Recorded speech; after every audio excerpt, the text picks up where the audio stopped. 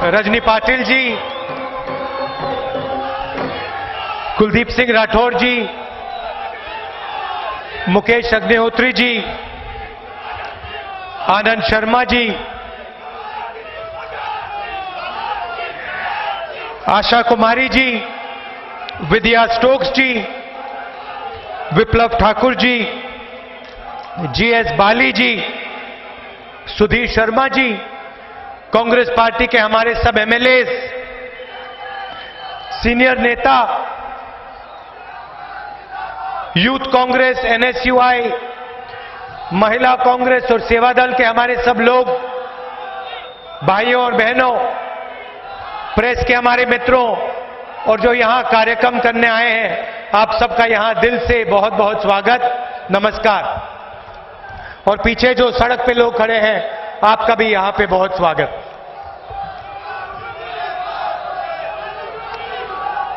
आज यहां सीआरपीएफ के जो तिलक राज जो शहीद हुए, अच्छा भाई अब शांत हो जाएं, शांत हो जाएं, अब शांत हो जाएं। वो सब बोलेंगे, समय आएगा। तो तिलक राज जी और सीआरपीएफ के जो जवान शहीद हुए, उनकी हम यहां याद करते हैं। एक बात मैंने नोट की, हर प्रदेश में सीआरपीएफ, बीएसएफ, आईटीबीपी, सीआईएसएफ, अलग अलग पैरामिलिट्री फोर्सेस के लोग हिंदुस्तान की रक्षा करते हैं। सेना बॉर्डर पे करती है, मगर पैरामिलिट्रीज बॉर्डर पे, स्टेट के अंदर, सब जगह करते हैं। और दुख की बात है कि जब पैरामिलिट्रीज का कोई व्यक्ति शहीद होता है तो उसे शहीद का स्टेटस नहीं मिलता है। मुझे लगता है कि चाहे वो पैरामिलिट्री का हो, चाहे वो सेना का हो, नेवी का हो, एयरफोर्स का हो, अगर वो देश के लिए अपनी जान देता है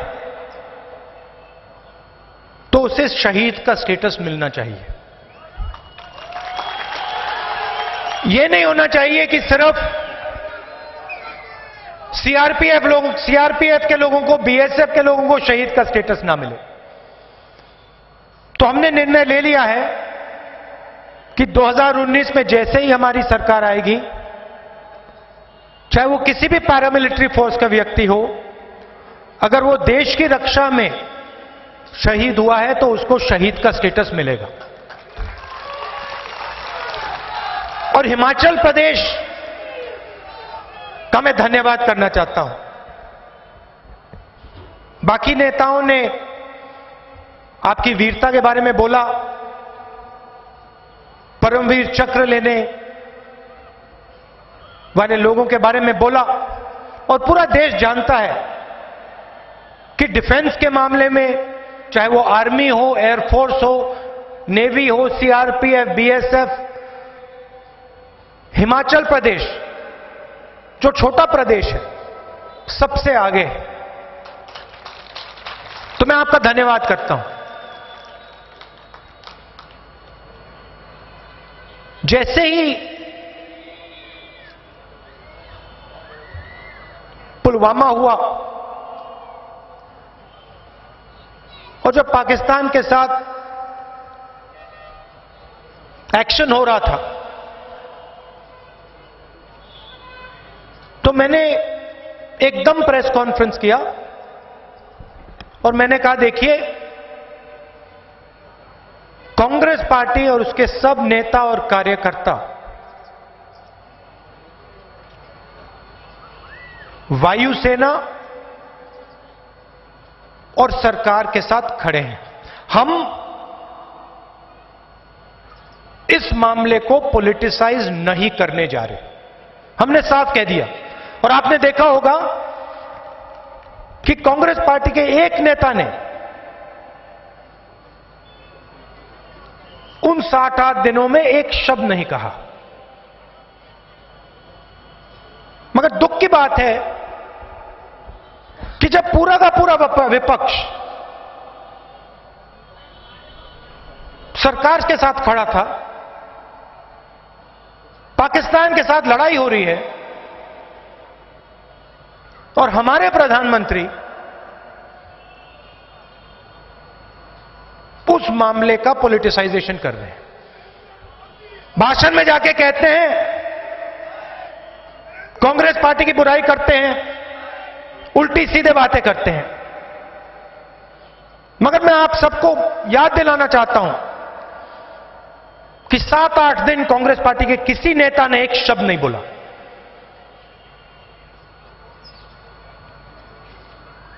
मैंने सुना है यहां प्रधानमंत्री आए,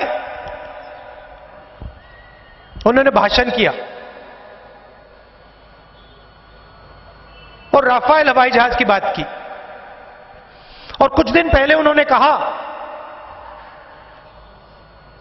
कि अगर राफेल हवाई जहाज पहले आ जाता तो हिंदुस्तान का फायदा होता। अब मैं थोड़ा सा आपको, मैं थोड़ी गहराई में जाऊंगा, थोड़ी डिटेल में जाऊंगा, मगर मैं आपको थोड़ा सा राफेल हवाई जहाज और नरेंद्र मोदी जी के बारे में बताना चाहता हूं। और मैं यहां गहराई में जाऊंगा क्योंकि ये जो प्रदेश है, ये वायुसेना को, आर्मी को, नेवी को, पैरामिलिट्रीज को अपने हजारों युवा देता है, वो शहीद होते हैं। तो मैं थोड़ा सा आपको आज गहराई में, और थोड़ा समय लगेगा, मैं राफेल मामले के बारे में आपको बताना चाहता हूं। कहानी यूपीए के समय शुरू होती है। एयरफोर्स को हवाई जहाज की जरूरत थी। अलग अलग लोग कंपटीशन में थे। 8 साल यह प्रोसेस चला। दुनिया का सबसे बड़ा डिफेंस का कॉन्ट्रैक्ट है। इससे बड़ा डिफेंस का कॉन्ट्रैक्ट दुनिया में नहीं है। बहुत बड़ी चीज है। 126 हवाई जहाज खरीदने थे और यूपीए सरकार ने निर्णय लिया कि फ्रांस का राफेल हवाई जहाज सबसे अच्छा है। एयरफोर्स के नेगोशिएशन टीम ने यह बात बोली और उन्होंने यह भी निर्णय लिया कि 526 करोड़ रुपए का एक हवाई जहाज खरीदा जाएगा। और हिंदुस्तान एरोनॉटिकल लिमिटेड, जो 70 साल से हवाई जहाज बना रही है, मिग हवाई जहाज, जैगवार, मिराज, जिन्होंने पाकिस्तान में बम जाके गिराए, उसका पूरा का पूरा काम एचएएल करती है। कॉन्ट्रैक्ट उनको जाएगा। मोदी जी आते हैं और स्वयं कॉन्ट्रैक्ट को बदल देते हैं। डिफेंस मिनिस्टर पारेकर जी कहते हैं कि मुझे नए कॉन्ट्रैक्ट के बारे में मालूम ही नहीं। उस समय हिंदुस्तान के फॉरेन सेक्रेटरी ने कहा था कि 95% मामला तैयार है। मोदी जी फ्रांस जाते हैं और इसको आप चेक कर लीजिए, उनके साथ डेलीगेशन में अनिल अंबानी जी जाते हैं।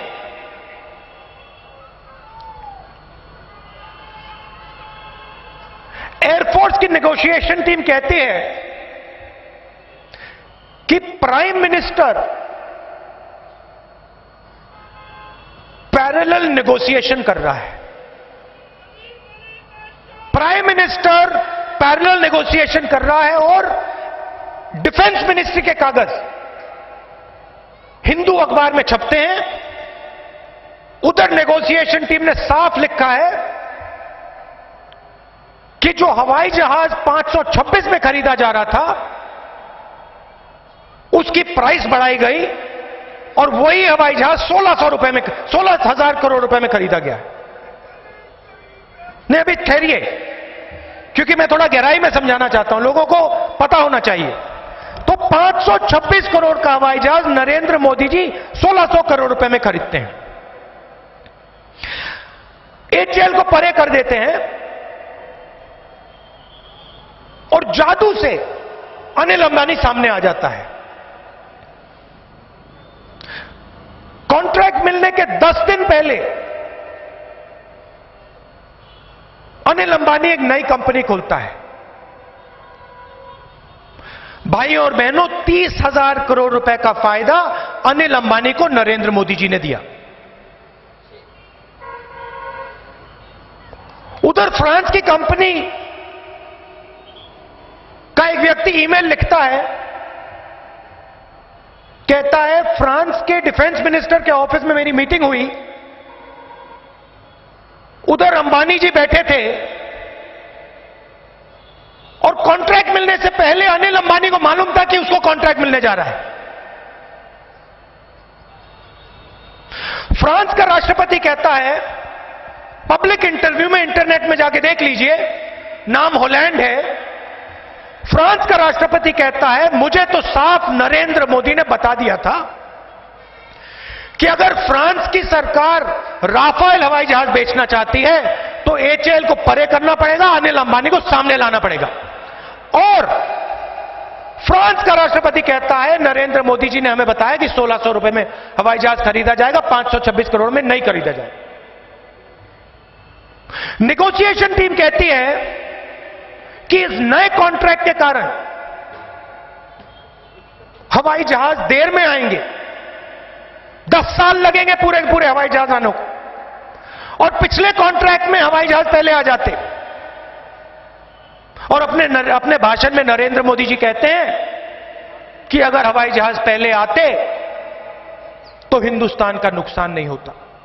मोदी जी, हवाई जहाज लेट आपने किया, 30,000 करोड़ रुपए आपने अनिल अंबानी की जेब में डाले, 45,000 करोड़ रुपए का कर्जा है उस पर।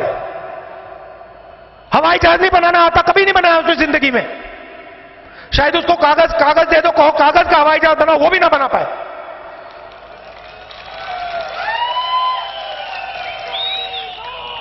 और ये सच्चाई है, आप इंटरनेट पे जाइए, हिंदू अखबार में साफ लिखा है, पूरा वहां पे डॉक्यूमेंटेशन है। कल सुप्रीम कोर्ट में कहते हैं कि ये जो हिंदू के पास डॉक्यूमेंटेशन है ये सच्चा है, हम कार्रवाई करेंगे क्योंकि ये सच्चा है। और उसमें साफ लिखा है, डिफेंस मिनिस्ट्री की नोटिंग्स हैं कि PMO, prime minister office parallel negotiation कर रहा है, नरेंद्र मोदी ने अनिल अंबानी को कॉन्ट्रैक्ट दिया है, साफ लिखा है। और प्रधानमंत्री यहां आते हैं और आपसे कहते हैं मुझे प्रधानमंत्री मत बनाओ, मुझे चौकीदार बनाओ। चौकीदार ये, तो ये भाई और बहनों राफेल की सच्चाई। अब देखिए, आपको स्पेशल पैकेज की बात की, आपसे कहा था हिमाचल में स्पेशल पैकेज देंगे। देश में हर किसान हाथ जोड़ के कहता है हमारा कर्जा माफ कीजिए। पंजाब में, कर्नाटक में, राजस्थान, मध्य प्रदेश, छत्तीसगढ़ में कांग्रेस पार्टी ने किसानों का कर्जा माफ किया, हर प्रदेश में। मगर मैं आपको बताना चाहता हूं क्यों किया।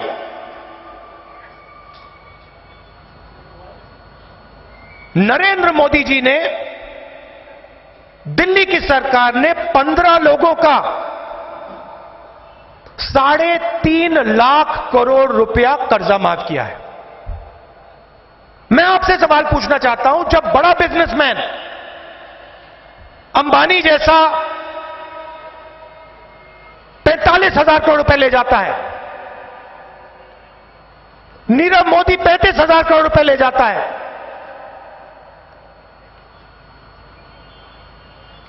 हर बिजनेसमैन का कर्जा है, उसको सरकार नॉन परफॉर्मिंग एसेट कहती है। नॉन परफॉर्मिंग एसेट बड़े सुंदर शब्द हैं, मगर जब किसान बैंक लोन नहीं दे पाता है आप उसको डिफॉल्टर कहते हो। उसको आप डिफॉल्टर क्यों कहते हो? उसके लिए भी आप वही शब्द क्यों नहीं प्रयोग करते? या तो उनको डिफॉल्टर बोलो या फिर इसके नॉन परफॉर्मिंग एसेट लिखो। न्याय होना चाहिए। अगर आप 15 लोगों का 3.5 लाख करोड़ कर्जा माफ कर सकते हो तो कांग्रेस पार्टी किसानों का कर्जा माफ करेगी।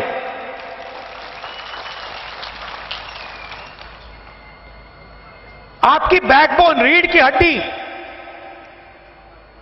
हैंडीक्राफ्ट्स, हैंडलूम, छोटे बिजनेस, टूरिज्म,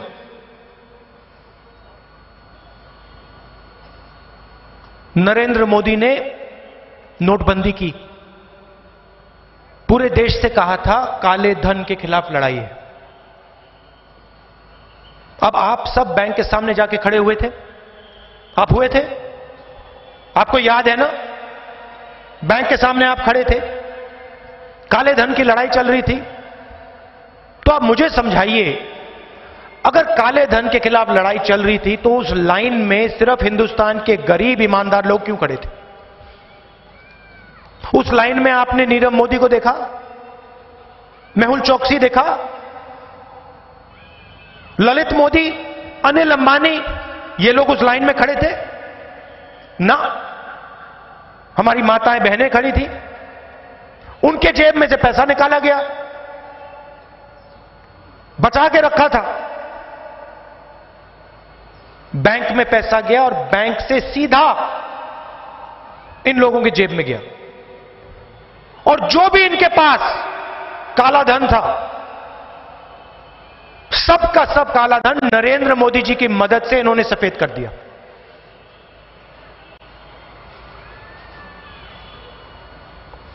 और जो छोटे बिजनेस वाले हैं, दुकानदार हैं, उनको खत्म कर दिया। 40 साल से सबसे ज्यादा बेरोजगारी आज है हिंदुस्तान में, वहां नहीं रुके, जीएसटी लागू की 12 बजे रात को। आप किसी भी दुकानदार से पूछिए,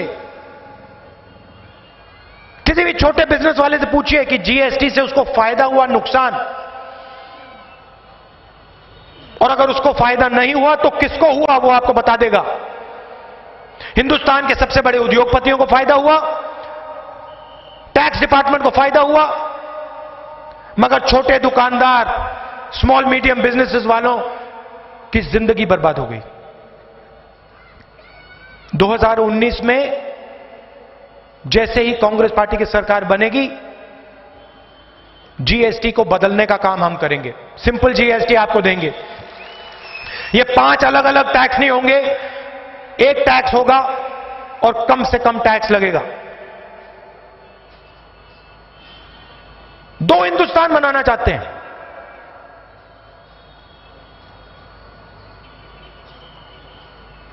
पंद्रह 20 बड़े उद्योगपतियों का नाम आप जानते हो, अंबानी, अदानी।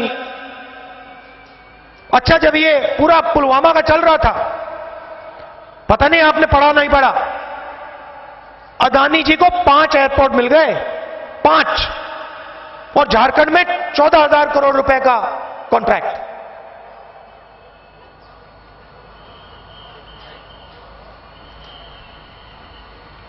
दो हिंदुस्तान बनाना चाहते हैं।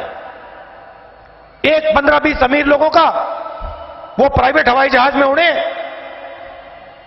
मोदी जी की मार्केटिंग करें, और मोदी जी आपके पास आकर दिन भर झूठ बोले। 15 लाख रुपए मिल गए, बैंक अकाउंट में आ गया आपके 15 लाख रुपए? 15 लाख रुपए कहा था पार्लियामेंट में, मैंने भाषण सुना। पीयूष गोयल जी बजट के दिन भाषण करते हैं, बीजेपी के एमपी यूं ताली बजा रहे हैं धड़ धड़ धड़ धड़ धड़ धड़ लोकसभा में। मैंने खारगे जी से पूछा, भैया ये क्या हुआ? खारगे जी कहते हैं पीयूष गोयल जी ने अनाउंसमेंट करी। मैंने कहा क्या बोला? कहते हैं हिंदुस्तान के किसान को दिन के 3.5 रुपए देने की बात की है। उधर ताली बज रही है, 5 मिनट दौड़ दौड़ दौड़ दौड़ दौड़, मोदी जी यूं देख रहे हैं। उधर आप 3.5 लाख करोड़ रुपए, अनिल अंबानी को 30,000 करोड़ रुपए, हिंदुस्तान के किसान को 3.5 रुपए। शर्म की बात है। आपको झाड़ू पकड़ाएंगे, कहेंगे भैया हिंदुस्तान को साफ करो। किसान अपना बीमा का पैसा देता है, आंधी आती है, तूफान आता है, पता लगता है कि उसी का पैसा उन्हीं बिजनेस वालों के हवाले हो रहा है। डिस्ट्रिक्ट बांट रखे हैं। कुछ दिन पहले खबर आई कि जम्मू कश्मीर का पूरा बीमा अनिल अंबानी को डायरेक्ट। आप अपना पैसा भरो, बारिश आती है, नुकसान होता है, आपका ही पैसा इन उद्योगपतियों के हाथ। 10,000 करोड़ रुपए बनाए उन्होंने मोदी जी के बीमा पैकेज पे। तो हमने निर्णय ले लिया है, हम ऐतिहासिक काम करने जा रहे हैं। मनरेगा किया, भोजन का अधिकार किया, हरी क्रांति, telecom revolution, computer revolution, bank nationalisation. Congress party छोटे काम नहीं करती है। हमने निर्णय ले लिया है, चाहे वो हिमाचल प्रदेश हो, चाहे कोई और प्रदेश हो, इस देश में जो भी गरीब लोग हैं उन सबको minimum guaranteed income Congress party देने वाली है। मतलब हिंदुस्तान के सब गरीब लोगों को कम से कम आमदनी की गारंटी कांग्रेस पार्टी देगी। आपके बैंक अकाउंट में सीधा हर महीने पैसा आ जाएगा। ऐतिहासिक काम है, किसी देश ने नहीं किया है। अगर मोदी जी इन लोगों को 15-20 लोगों को लाखों करोड़ रुपए दे सकते हैं, तो कांग्रेस पार्टी भी हिंदुस्तान के किसानों को, गरीबों को, मजदूरों को, छोटे दुकानदारों को पैसा दे सकती है, और हम दे के दिखा देंगे। अब यहां कांग्रेस पार्टी के कार्यकर्ता हैं, चुनाव का समय है, ये जो सच्चाई है राफेल हवाई जहाज की, भ्रष्टाचार की, ये जो सच्चाइयां मैंने आपको आज बताई, इनको लेकर आप घर घर में जाइए। आपकी विचारधारा की लड़ाई है। एक तरफ नफरत, क्रोध की विचारधारा, और दूसरी तरफ कांग्रेस पार्टी जो जोड़ने का काम करती है, प्यार की बात करती है। लड़ाई आप ही जीतेंगे, देख लेना। यहां पे 4 की 4 सीट मिलेंगी कांग्रेस पार्टी।